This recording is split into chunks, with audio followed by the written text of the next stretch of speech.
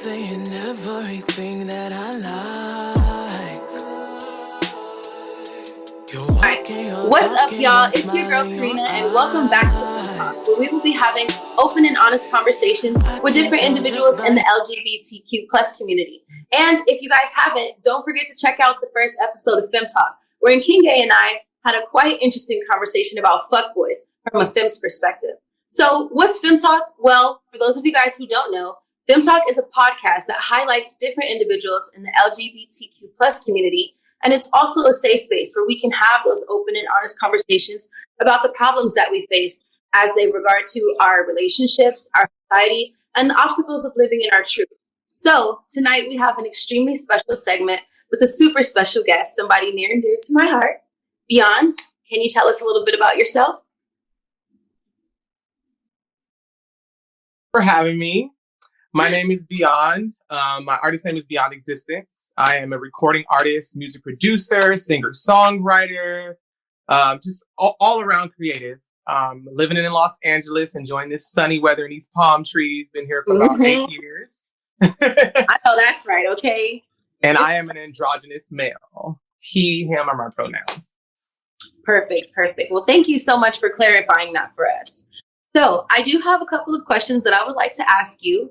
I did hear that you mentioned that you're an androgynous male. So what does androgyny mean and why is that important to you?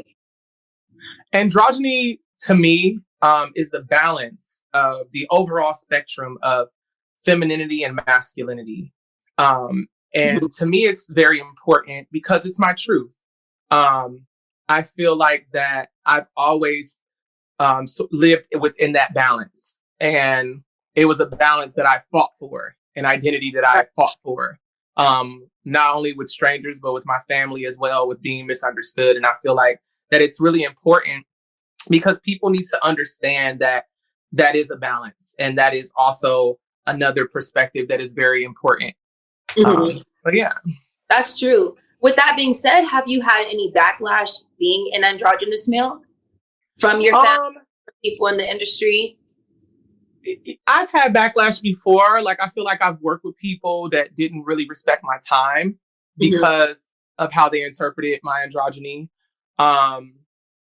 Yeah, I've had backlash with my own family, church community, friends from the past, even girlfriends. I've had falling out with girlfriends because it was, it became a beauty contest and it became it just became a mess. So yes, there was backlash, but I got good friends now. Well, that's good. I'm glad to hear that because as long as you got the right people around you now, that's good though, to be able to overcome that because it's unfortunate that you have to experience the backlash from those people. But with that being said, I got a couple more questions for you.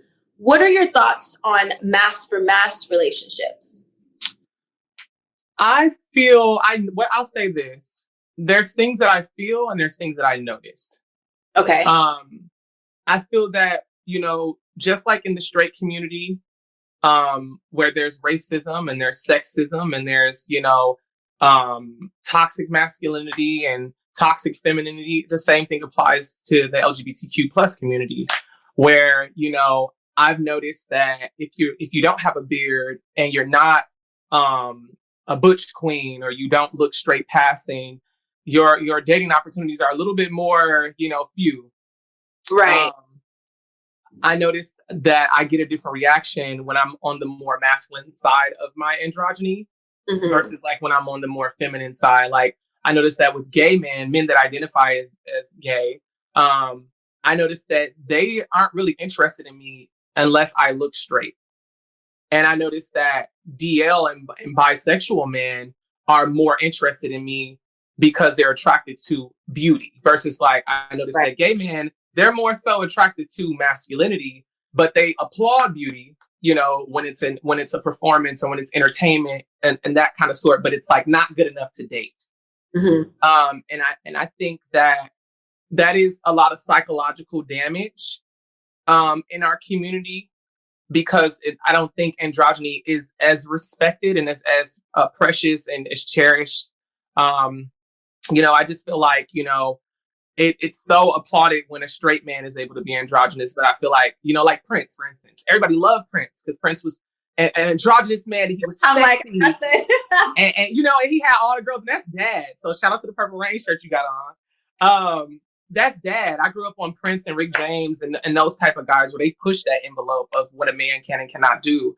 But even then, like, they were never able to, not saying that they were in a closet or anything, but I don't feel like the reaction to them would have been the same if they would have came out the closet at that time.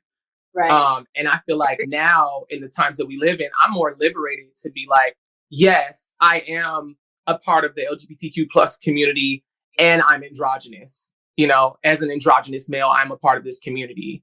And I noticed that it's something that's, you know, slowly but surely changing. Mm-hmm. But sometimes it can be a little discouraging with the master mass stuff, because I'm just anytime I like a guy, I'm like, oh damn, like am I masculine enough? Is he gonna, you know, or blah blah blah blah. So right, it's challenging. Well, are you navigating through those challenges? Like, are you dating? Are you seeing anybody? Girl, I'm trying. I'm really trying, but it's just a whole, you know, I'm 30, girl. I come from the 90s, 91, baby. You know, when the men approached you, you know what I mean? Like, right. And now it's like, rare nowadays. Yeah, it's different. Like the mass boys, they want to be approached. They want to be chased. They want to be catcalled. They want all of that kind of stuff. And I'm just like, I'm not doing that. Bitch, I got heels on. I'm not going to do all of that. My feet is not chasing you in these heels. Like, that's not happening.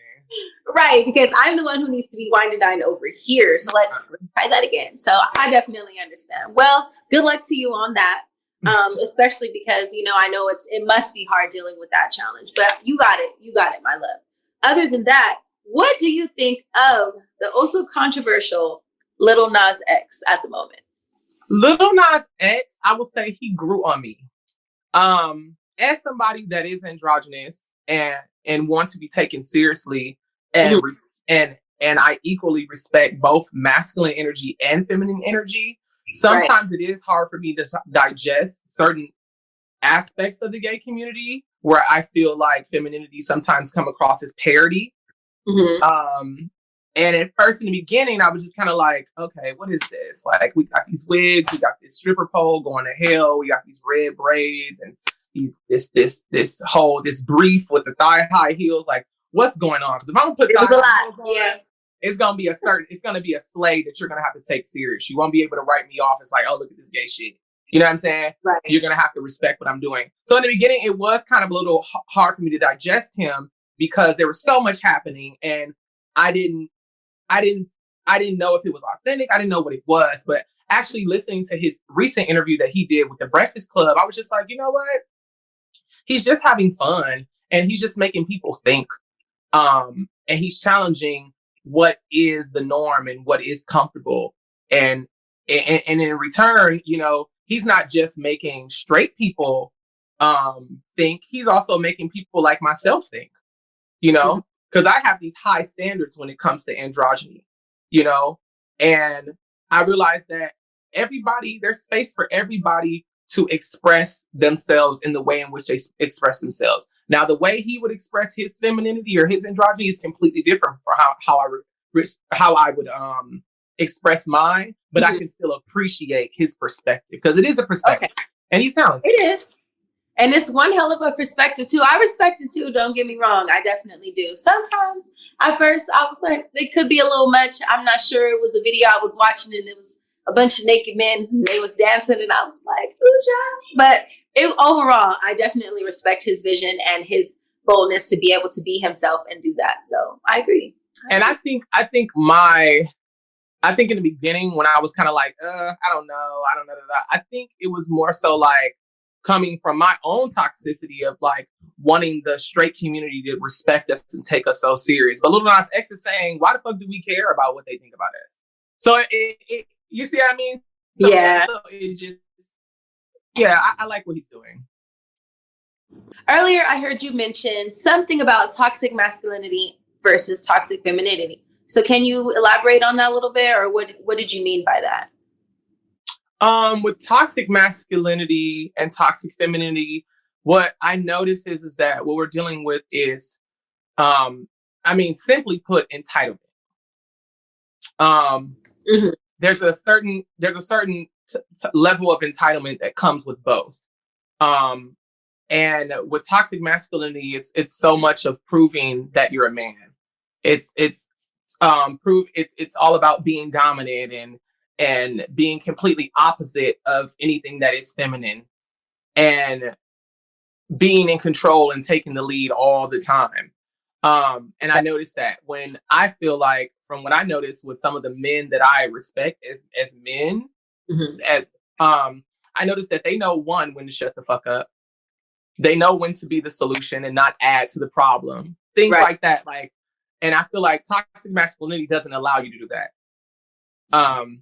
So that's how I would categorize toxic masculinity. With toxic femininity, it's the entitlement of, oh, I'm gonna, because I am feminine, I'm gonna have, or because I'm a woman, I'm entitled to having a husband, a boyfriend, being a wife, getting married, having kids, da da da da. And it's like, not realizing that you're not really entitled to any of that. Like, if it happens, then it should be something that is organic. You shouldn't be worshipped just because you're beautiful, or, you know, people don't have to kiss your ass because you're beautiful and da da da. And that doesn't put you, you know, we're still all human. And back to toxic masculinity, you know, I noticed that living in LA, girl, living around the models and working with them and stuff like that, it's a lot of ego. It's a lot of ego, and it gets in the way of just genuine connection. It gets in the way of the simple things. So, yeah. Cause look, that's got me thinking, like, am I toxic? Okay. No. We all got a little bit of it. We do. Am I a little toxic femininity going on there? But no, it's okay. Like you said, we're all still human. So we could work with that. But okay. But it's like, as an example, like when I mentioned earlier, like, I'm not gonna chase no man in no heels. Mm-hmm. No. You see what I mean? That could slightly be, I don't feel like that's toxic feminine energy, but somebody else may interpret it as toxic feminine energy. But to me, I'm just like, it's like, okay, it's like the same, like, people interpret beauty differently, you know what I mean? So like, if I'm out of the club and I'm did up and I got my hair on and my lashes on and da da da, like, and I'm in more of my feminine state, I don't want to chase, I don't want to hunt. I'll flirt, I'll play around, I'll reciprocate, you know what I mean? But when I'm in that part of my, yeah, it's like when I'm in that spectrum of my androgyny, like, I'm not in the mindset to do that. Now, when I'm more like scruffy and I'm more, you know, in my masculine spectrum of my androgyny, I do as a man want to hunt. I do want to do that. But at the same time, I don't want to be humiliated. So it's just like, yeah. It's a back and forth, because I definitely agree though, because I feel the same way. Even as a woman, like, I've never been a woman afraid of going after a woman myself, like, because a lot of femmes like to be that same role. Oh, well, I just want my studs to come to me, like, blah, blah, blah. I will go after who I want, if I want you, and if I'm in that state. But most of the time, I want the chase too. It just feels nice for you to come up to me and show me the appreciation. You feel me? So. Right, and you shouldn't have to wait. I have a friend that's working on me right now. She's just like, it's okay to go after what you want, you know? And what I realize is that in the process of me going after what I want, now, you don't have to be thirsty. You don't have to be, you know, hungry about it. But it's like, I can let a guy know what's up and let him know that I'm interested without me necessarily having to say that I'm interested. You know what I mean? Or if I want to say that, then I can say that. And then in that moment, I'm able to assess, can he handle me? Because that's what's important to me. Is like, I want to be with somebody that can handle me. I don't want to be with somebody that's I want to be respected, but I don't want to be with somebody that's intimidated by me to the point where they're afraid to be themselves.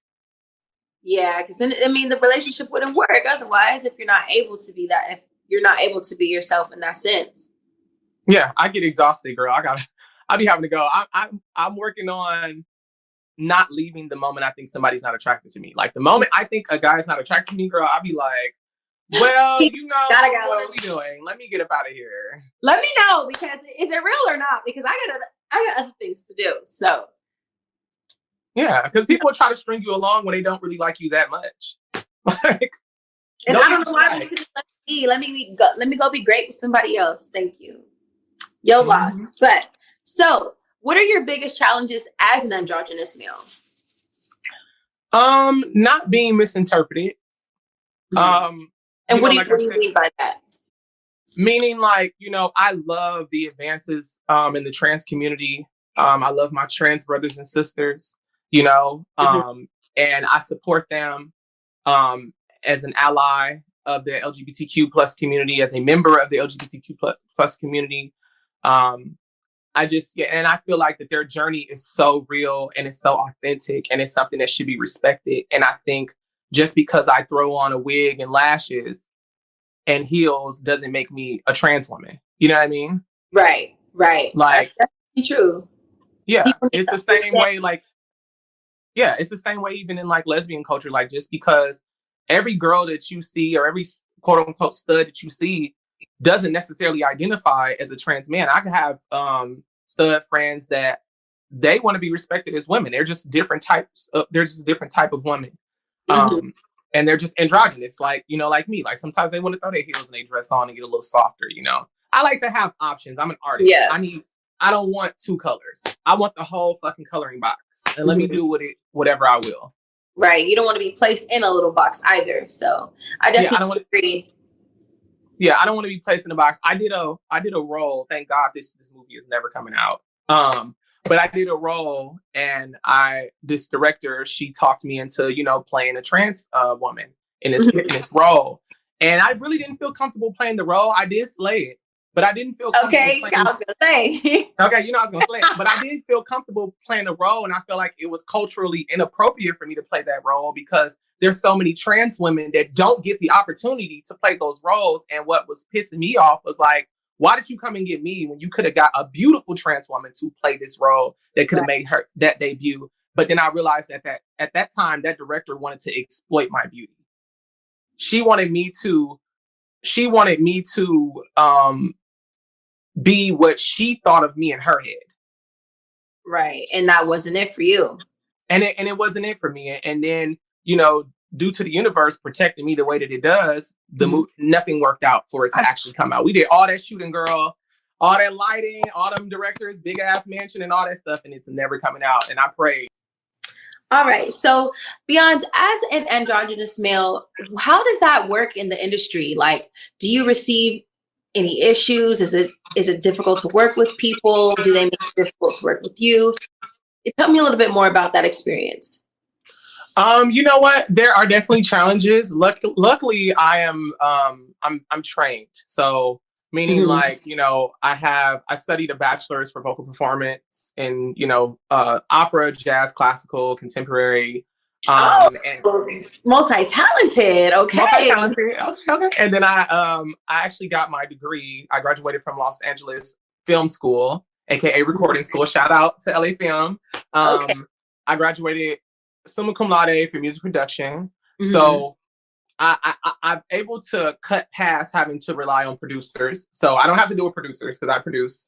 My biggest hangups were dealing with engineers at the time. Now I have a whole roster of engineers, love them. But at the ones I was working with in the beginning, I felt like that they didn't really get my androgyny, or I didn't feel respected.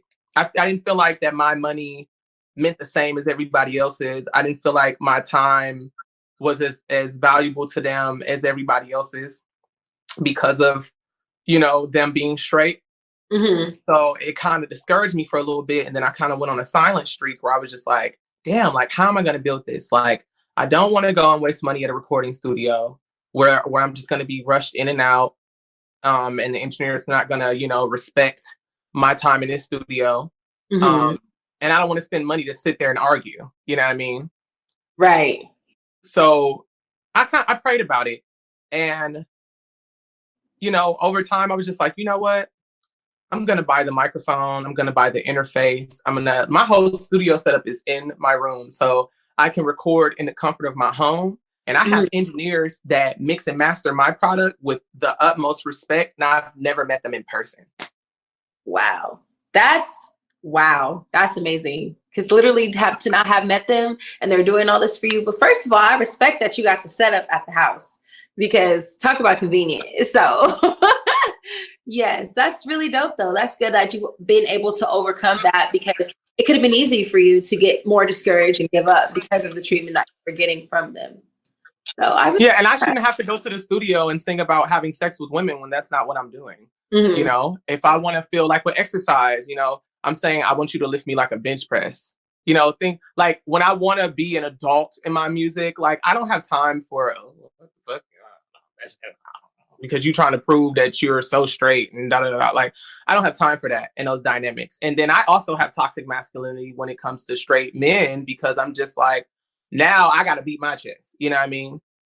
So I try to stay out of those type of spaces, because I'm there to create. I'm there for the art, and when you get caught up in all of the drama, like the art suffers, and I have to realize that. Mm-hmm. So, but yeah, I definitely understand. With that being said, I do have one last question for you. Who, as an artist, is your biggest hero, or in general, who's your biggest hero? I would say outside of art, it would be Christ, of course. Like that's my king. Like that unconditional love. Like when I don't understand me, I always have him to tap into to give me understanding in ways that people don't think that he would give me understanding. You know, in regards to my sexuality and my identity, all my understanding came from the king. So it's just like when people try to come for me, it's like I didn't get the answer from you, so I really don't care. So right, like I got my God, it's cool. Yeah, I know he got me. Right. That's why seahorses can have children. That's why you see so much of it in nature, you know. So it's like, but that's as a holistic hero. But I would say musically and artist wise, it would definitely be Prince, Beyonce, Nicki Minaj, Rihanna, and a bunch more. Anybody that's fearless, anybody that can get on stage for hours and just slay it effortlessly because they were rehearsing for months or years in advance. Like, you're a hero in my eyes. Like, because I'm trying to get to a place in my life where I'm living in rehearsal, living on tour. So those are my heroes. Okay, cool. Well, that was some good choices, though. Beyonce is definitely my top one. So, I mean, Queen! I think we all love Beyonce. So, okay. So, beyond being an artist like yourself, how do you think that you're going to be perceived by your audience? You know, what's interesting is that in the beginning, I really didn't know my audience. In the beginning, my music wasn't as, it was spiritual, but it wasn't as liberated. Meaning, like, I didn't provide the space for me to be sexy or sensual when I wanted to be, or vulgar or aggressive when I wanted to be. And now I've provided that space for me. And I noticed that, you know, one, I used to worry about, like, people started to be like, oh, straight people got to be able to listen to this and da da da da. I don't give a fuck about none of that, because one, my girls rock with me. All the pretty girls, all the girls, they gonna rock with me because I'm gonna make you feel sexy. I'm gonna make you feel confident. I'm gonna let you know when that nigga acting up. Like, it's just I'm the gay best friend, you know, musically. So that's as far as with my girls. And the guys are gonna play my shit because the girls love my shit. You know what I mean? That's just how men are. They're gonna play what the girls are listening to. Right. They're gonna be like, because they want to make sure that yeah. Oh, you like exercise? Oh, let me put that on real quick.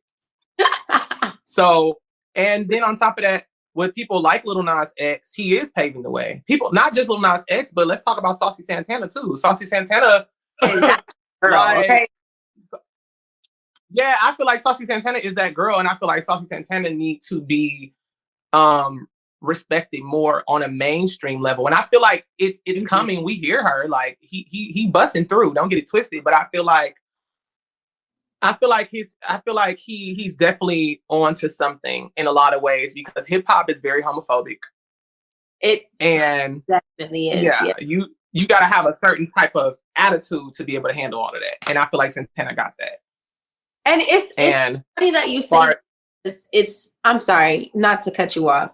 I just had a thought. Go ahead. I just hate that hip hop is so homophobic right now, because we have artists like Boosie and everybody else who speaks out against homophobia, but literally promote it in their earlier videos just with lesbianism, you know? So I definitely respect Santana for doing everything it is that he's doing, because he's doing that shit like unapologetically, totally himself.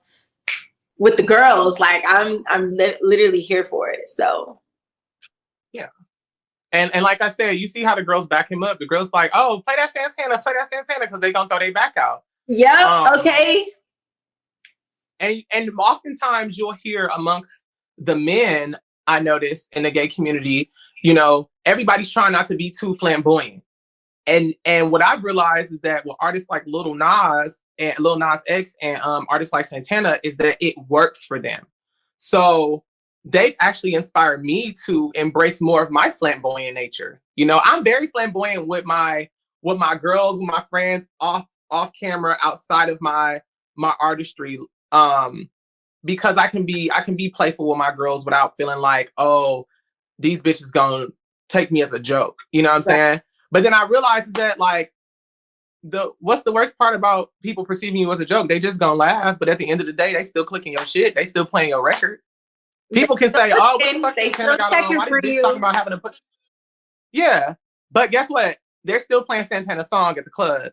They're still playing Lil Nas X at the club. As flamboyant as they are, that's what's keeping their names in your mouth, on your mind, and on them turntables. Girl, you better tell them. You better tell them. That's facts. And it made me realize, like, it's okay, shake your ass on the track. I got music that's coming out next year that's gonna make you pop your back out of place. Honey. Listen, I'm gonna need to hear that track right now because I've been ready to twerk some, honey. Okay. Twerk some. Let me see it. Twerk some. Okay. Trust me. You gonna bank it up next year. You gonna bank it up next. Look. All right. I'm gonna listen. We working. Listen, if you shoot the video, let me know. Let me know. Oh, I already got you, girl. Yeah, I already got you. You already know.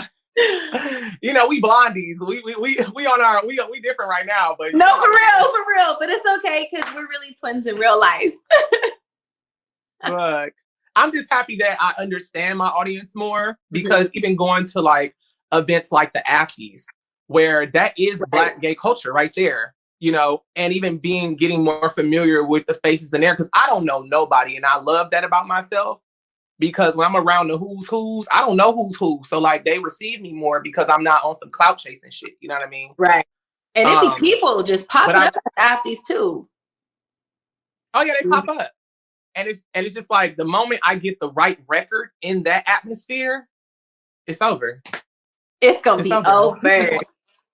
People everybody want to dance. Everybody want to feel like a bad bitch. It's the formula is, I mean, it's right there. It's right there, especially because you know the right people too, and you're in the right space. So when you drop that twerk song, girl, we're gonna be at the Afties. Listen, I want to see it go up, hey, go up, go up, hey, go up. Bookie, boo, girl. Okay. I'm excited. I'm super excited for you. I can't wait to support. Yeah, it's all coming together. I'm ready. Yes, well, we're definitely ready for you. So I do want you to tell us a little bit about your music, what you have coming up before we head out today. Let us know where we can find you. Okay, so you guys can find me. First, we'll start with, I have 2 singles that came out this year. Exercise, which is like a sexy R&B. When you in the mood, you know, it is a 6-minute song, but it's for that moment, if you know what I mean. All right. I get you. When you need a little exercise, girl.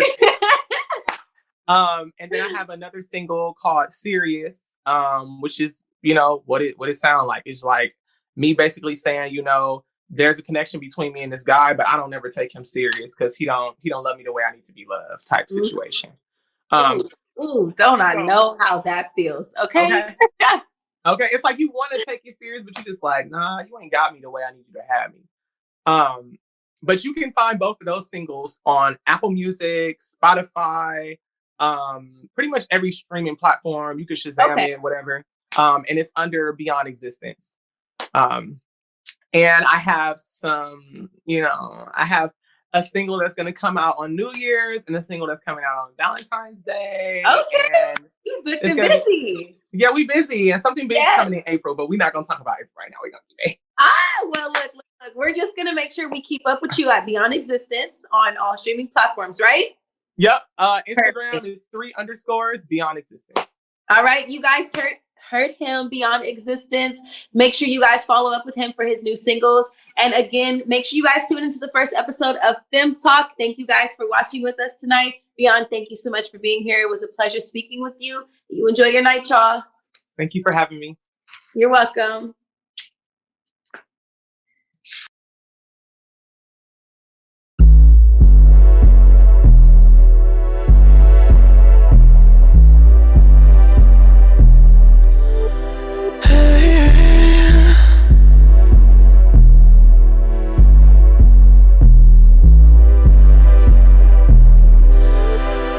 I just need some exercise.